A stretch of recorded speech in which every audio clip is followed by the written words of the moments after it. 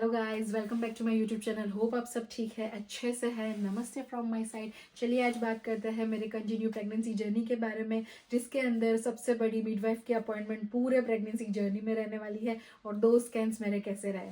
सबसे पहले बात करते हैं मिडवाइफ की अपॉइंटमेंट जो मेरी थी आई थिंक 5 जून, जिसके अंदर आप एक्सपेक्ट करने वाले हो बहुत सारे क्वेश्चंस और आपके पार्टनर को लेके जाना मस्ट है, क्योंकि उनको भी बहुत सारे क्वेश्चंस वो पूछने वाले हैं। ठीक है।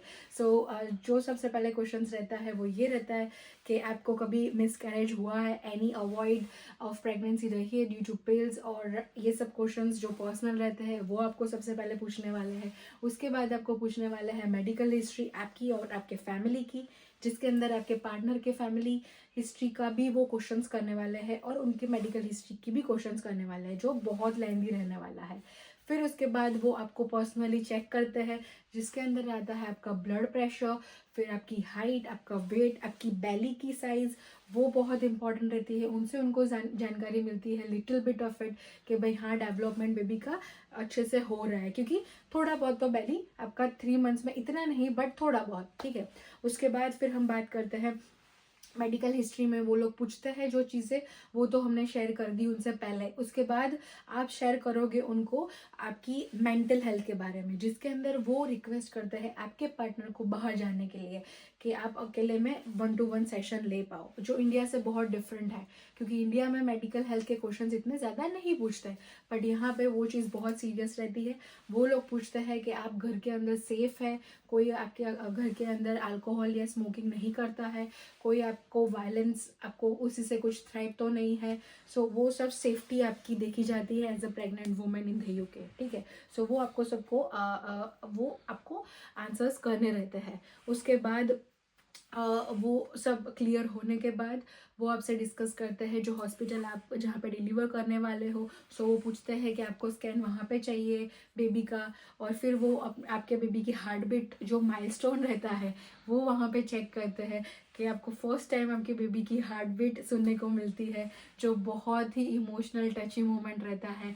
और आपके जो फैमिली मेम्बर्स होते हैं वो आप उनको बहुत मिस करते हो। सो एक साइड से वो थोड़ा बहुत सैड भी हो जाता है as a Indian person, because यहाँ पे पूरी फैमिली नहीं रहती। So we have a mix feeling at that time, but as a first time parents वो हमारे लिए बहुत प्रीशियस मोमेंट था। एंड देन चलिए बात करते हैं वापस अपॉइंटमेंट के अंदर जो आगे का था, ये सब प्रोसेस हो गया। उसके बाद अभी आती है अल्ट्रासाउंड की बुकिंग। सो वो लोग वहाँ पे बुक करते हैं अपॉइंटमेंट, और वो आपको पूछते हैं कि आप कंफर्टेबल हो जो हॉस्पिटल में आपका डिलीवरी रजिस्टर है वहाँ पे ही आप अल्ट्रासाउंड करोगे या और कहीं जगह पे। So as per the availability वो आपको अल्ट्रासाउंड फर्स्ट बुक कर देते हैं। फिर आता है मेरे फर्स्ट अपॉइंटमेंट में क्या हुआ था अल्ट्रासाउंड की। सो हम वहाँ पे 15 मिनट पहले पहुँच गए थे, जो बहुत इंपॉर्टेंट रहता है if you are travelling by car in London, because traffic you never know. फिर हम वहाँ पे पहुँच गए थे 15 मिनट्स पहले, एंड देन आफ्टर हमने हमारे साथ थोड़ा बहुत 1-to-1 थोड़ा सा डिस्कशन हुआ, कंफर्टेबल हुए। Then after we saw our baby for first time in the screen, and वहाँ पे छोटू सा हार्ट बीट कर रहा था, फिर उसके टाइनी टाइनी लेग्स आ गए थे। So it's really really emotional, and my partner got senti as well at the same time. We hold hands and we just enjoy that moment. So वो बहुत अच्छा एक्सपीरियंस रहा मेरे और मेरे पार्टनर के लिए फर्स्ट टाइम, और इतने दूर इंडिया से। बट या वी एन्जॉयड दैट। वहाँ पे उन्होंने डेवलपमेंट चेक किया बेबी का, जो इम्पोर्टेंट है, क्योंकि आपको ग्रोथ भी देखना रहता है बेबी का। फिर उन्होंने वहाँ पे आगे का स्कैन के बारे में इंफॉर्मेशन दी कि आपका जो सेकंड स्कैन है वो भी होगा, उसके अंदर कौन सी चीज़ें आप एक्सपेक्ट कर सकते हो। पर ये स्कैन के अंदर वो यूट्रस का डेवलपमेंट देखते हैं, उसके अंदर जो बेबी का डेवलपमेंट है वो ठीक से हो रहा है, और आपका जो प्रॉपर जो बॉडी का स्ट्रक्चर है वो ठीक से उनका डेवलप हो रहा है। सो वो सब चेक हो गया था, हमारे केस में वो नॉर्मल था बाय गॉड ग्रेस। और अभी बात करते हैं हम आगे की, जिसके अंदर हमारी नेक्स्ट मिडवाइफ अपॉइंटमेंट थी फर्स्ट वीक के 12 वीक के अल्ट्रासाउंड के बाद, जिसके अंदर यूरिन टेस्ट जो रहता है वो मस्ट रहता है। आपको लेके जाना रहता है। सो वहाँ पे वो लोग ये चेक करते हैं और नॉर्मल रूटीन चेकअप रहते हैं जिसके अंदर हाइट, वेट और ब्लड प्रेशर होता है और फिर से आप अपने बेबी की हार्ट बीट सुनते हो। सो वो बहुत एक प्रीटी मोमेंट रहता है उस टाइम पे जब आप मिडवाइफ की अपॉइंटमेंट में जाते हो, और वो उतना बड़ा नहीं रहता, वो 10-15 मिनट्स तक ही रहता है।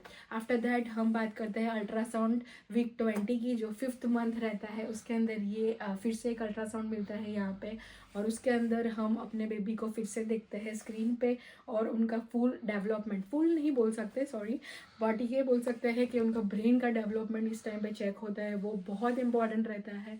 सो वो वहाँ पे वो चेक करते हैं और बाकी सब बॉडी पार्ट्स चेक होते हैं, और हमारे केस में वो सब हुआ, everything was normal by God grace and that was really nice. फिर उसके बाद उन्होंने हमें पूछा कि you want to know the gender of baby, जो इंडिया में नहीं रहता। So because you know the rest कि क्या है, बट एज अब्रॉड यहाँ पे होता है, आपको ये प्रिविलेज मिलता है कि आप जेंडर पूछ सको।